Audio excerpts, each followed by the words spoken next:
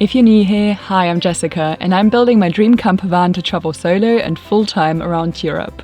2 years ago, my partner Rissy and I had enough of spending our young years working 9 to 5 and never seeing the outdoors. So we got rid of all our stuff and poured our savings into a second-hand van, which we converted using reclaimed materials. And after 2 years traveling around the most beautiful places, we're ready for new adventures. We bought a smaller van just for me, while Rissy is planning to travel alongside me by sailboat. Join me as I build my dream home on wheels to reconnect with nature and grow roots in the wild.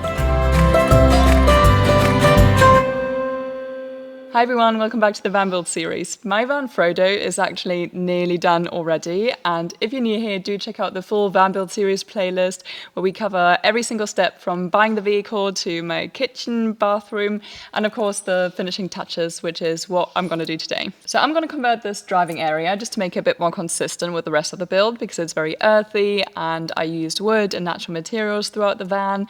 And yeah, it just looks a bit sad and not very inviting. I don't really like the black and grey that the van comes with. And some of you may have seen my seat covers already. I got them from a small seller on Etsy, and I just typed in crochet car seat covers. I did really want to make them myself because I love doing crochet, but we had such a tight timeline with this build, I just wouldn't have had the time. And so I just bought them, and I'm really happy with them. The only thing is that on the photo, they looked light brown, and they came out a lot more orange, which is also nice. But my original plan was to paint this cab a light brown color. But I think now I'm actually going to go for a darker brown color, just to have a little bit of contrast. And I'm going to go for a foresty, treehouse kind of vibe and go a little bit crazy with it and just be creative. And we'll see where we go from there.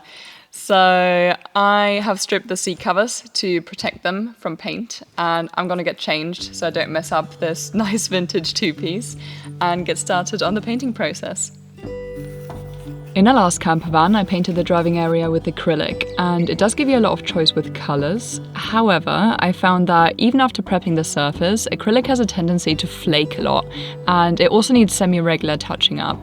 And with my dog Heidi sleeping on the floor of the driving area in this van, I didn't really want to have lots of acrylic bits flying around. So I decided to spray paint the entire dashboard instead and just air it out for a few days to allow the gases to dissipate. Spray paint is a lot more hardy and less likely to shed, and the only downside is that you don't really get a wide range of colours with it. The shade I went for is called Espresso Brown, and before painting I sanded the entire area and worked my way from 120 grit to 400 grit and then 1200 to remove the scratches in the material. And then I wiped everything with rubbing alcohol to degrease it and get rid of the dust. I had a lot of issues with using masking tape when I painted the exterior of the van, so for this project I used something called frog tape, which isn't perfect, but it does stick a lot better than regular masking tape, so it made the job a bit easier.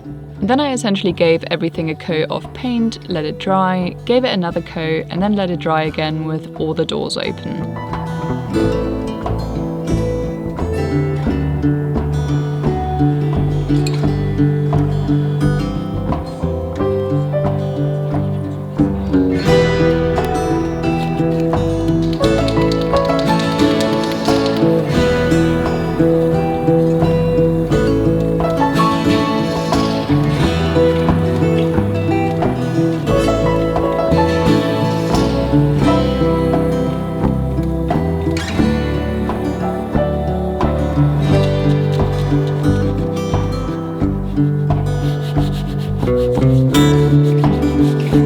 Funnily enough, painting the dashboard dark brown actually reduced its reflection on my windscreen a lot when I'm driving in sunny weather.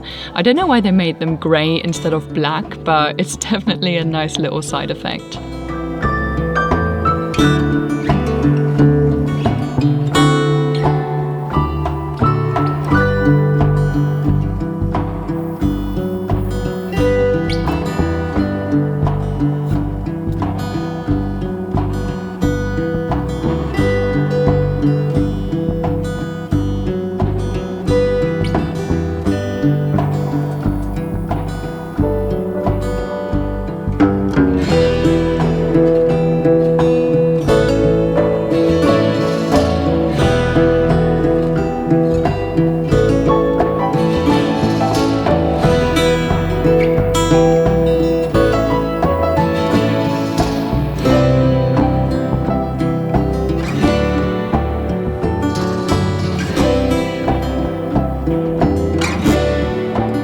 While the paint was drying, I attached a steering wheel cover because the material on my steering wheel is shedding a lot. I don't know what the previous owner did with it, but it's really gross, so I needed something to make it more grippy again.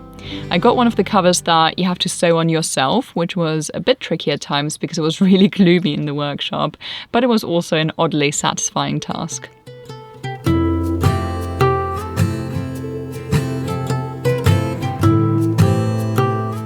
I managed to get my hands on this sheet of moss from a small crafts business. It's not real moss, but a kind of biodegradable material, and I decided to cover the airbag area with it because there wasn't really anything else I could do with this bit of the dashboard. I only needed a little bit for the dashboard, but don't panic, I passed on the material to my mother-in-law who will use it for one of her projects. The moth patch I'm attaching to the steering wheel was made by an artist in Ukraine. We had another one of them in our old van, and I really wanted a similar for this one too because they're just so beautiful and really add to the woodland vibe. And I also added a few pieces of driftwood which I had left over from the rest of the build. The area around the steering wheel is the only bit I painted with acrylic because there's a lot of gaps around there and I was a bit anxious about the spray paint touching the electrics, so I decided to just hand paint that part.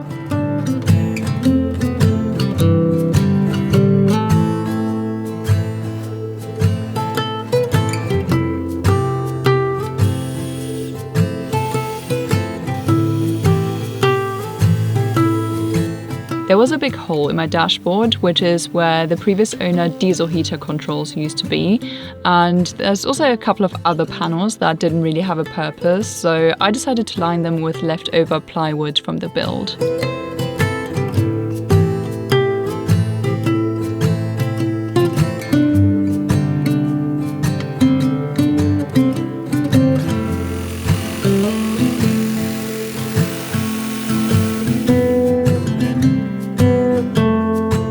I also had a bunch of fabrics left over from our last van build, so I decided to use them for the armrest and gearbox.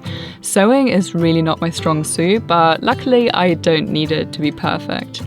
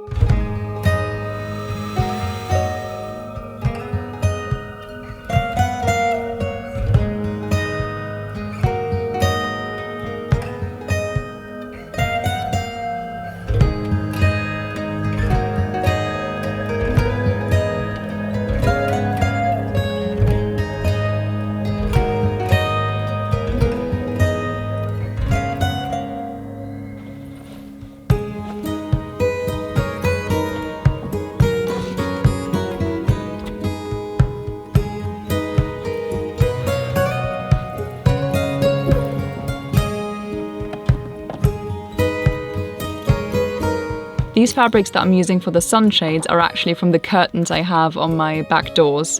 I had to alter them because they were too long, so I just used them here to minimize the material that would go to waste.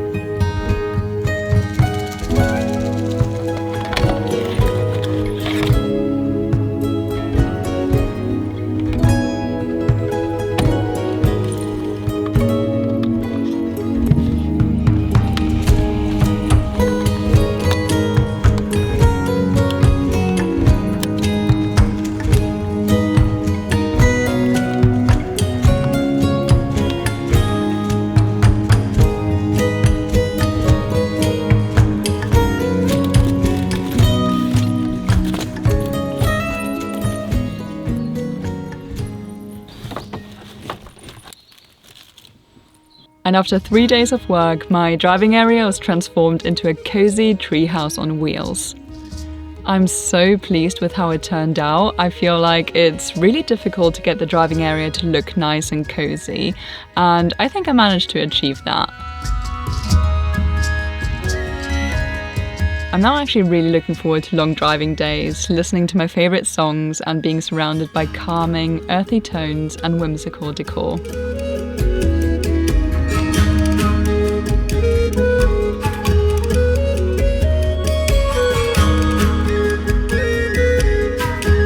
If you enjoyed this video, make sure to leave it a thumbs up and subscribe for the rest of the van build series and the adventures that will follow. Until next time, take good care. Bye.